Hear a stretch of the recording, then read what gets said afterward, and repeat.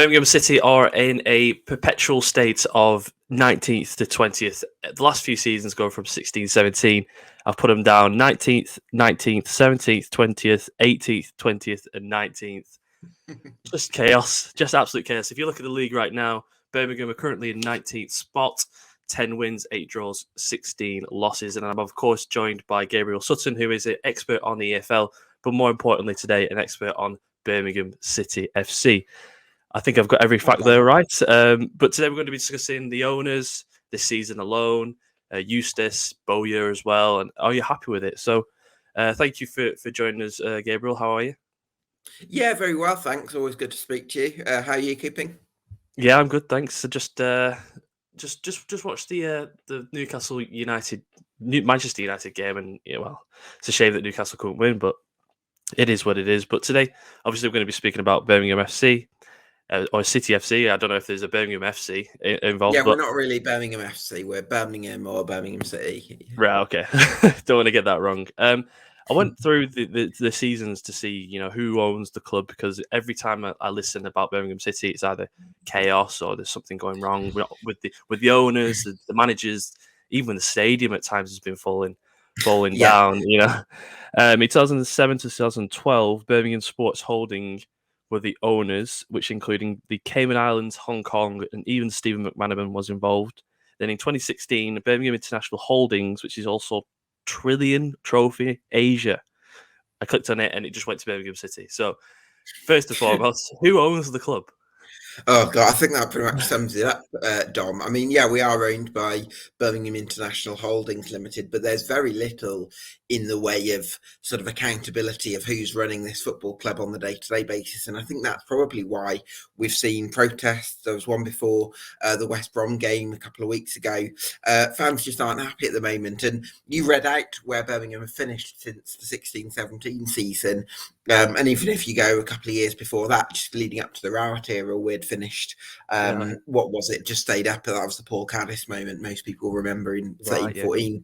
And then we had a couple of 10th place finishes, and then it's been pretty much back to what you described there.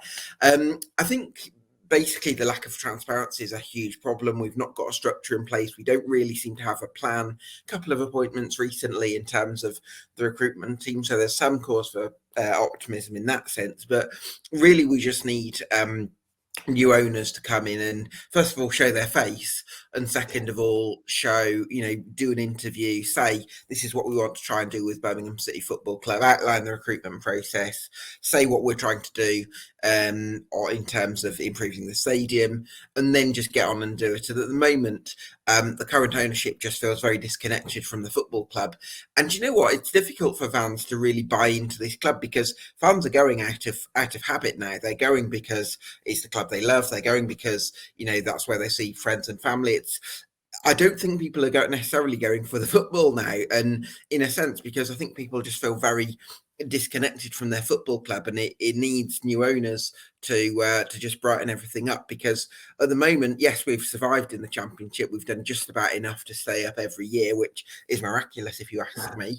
But at the same time, there's been no real, it's felt a bit hollow because every time we've stayed up, in a sense, because there's been no real hope under the current ownership that things really are going to get better. And I think I can't speak for every Blues fan, but at the moment it just feels as a fan base we're almost just waiting for the new ownership to come in. So tough times to be a Blues fan for sure.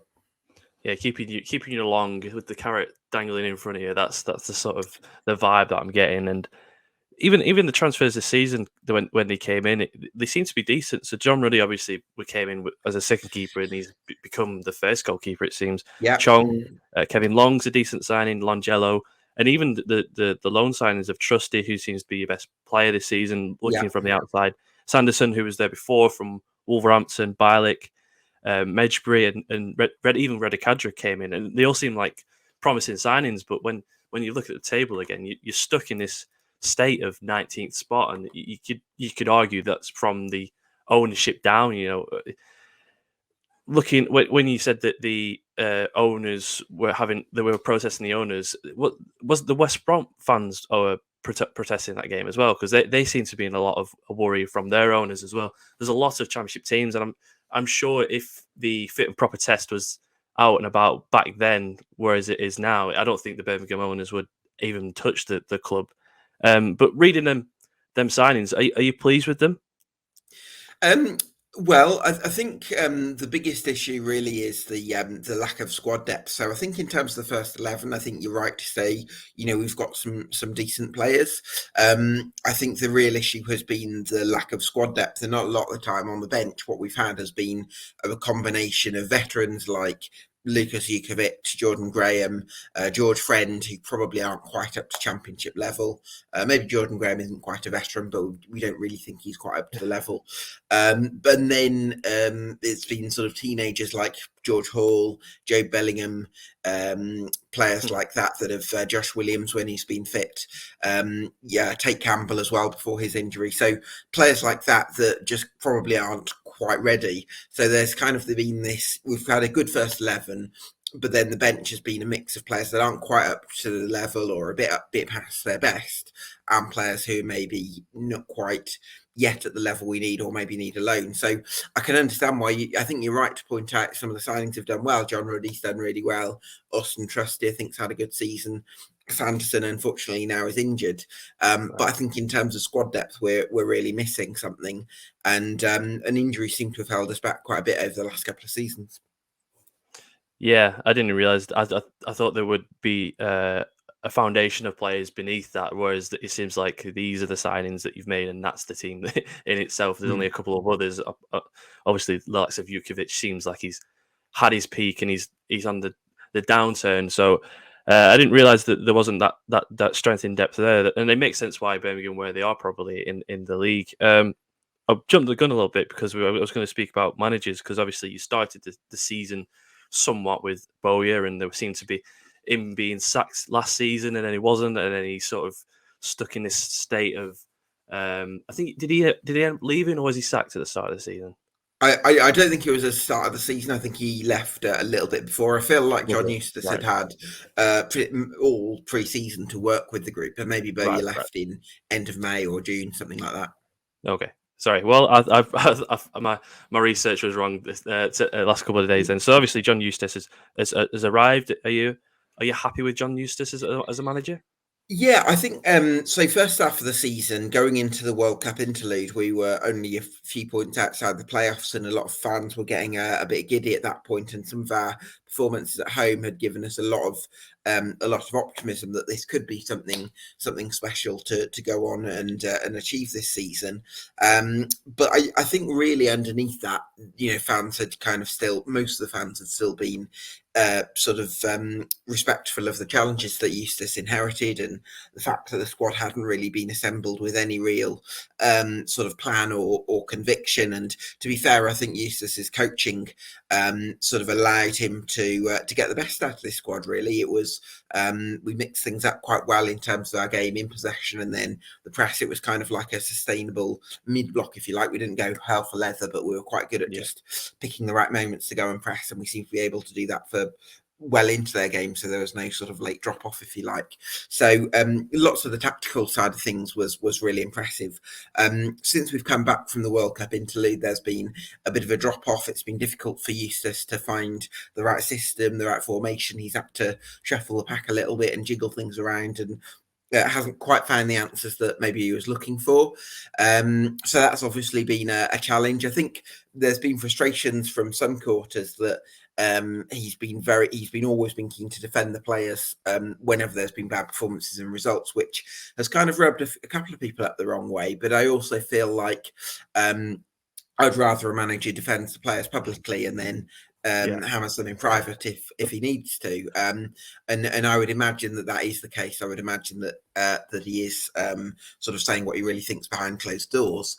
So that's that. But I think really it's been difficult because at a time when he maybe has needed to freshen things up and change things around and find new solutions, he hasn't really had the squad depth to do that. So lots of challenges that he's taken on. A little bit of concern now since the return from the World Cup break that we might get dragged into a relegation battle, but expectations were on the floor before the season, so I think as a fan base we're quite happy to stick with Eustace. Yeah, I remember seeing partway through the season, they were sort of pushing on to the top 10 essentially. I thought, oh, bloody hell, Birmingham were doing something different for once. And then Yeah. obviously, like you say, since the World Cup, it seems to have gone a lot lower. If you look at the league, though, I think you're 9 points ahead of the bottom three. The bottom three don't seem to be doing much as well in terms of 8 points. points. Yeah. Or 8 points is a massive gap back there. I think that I think you'll just about be fine once again.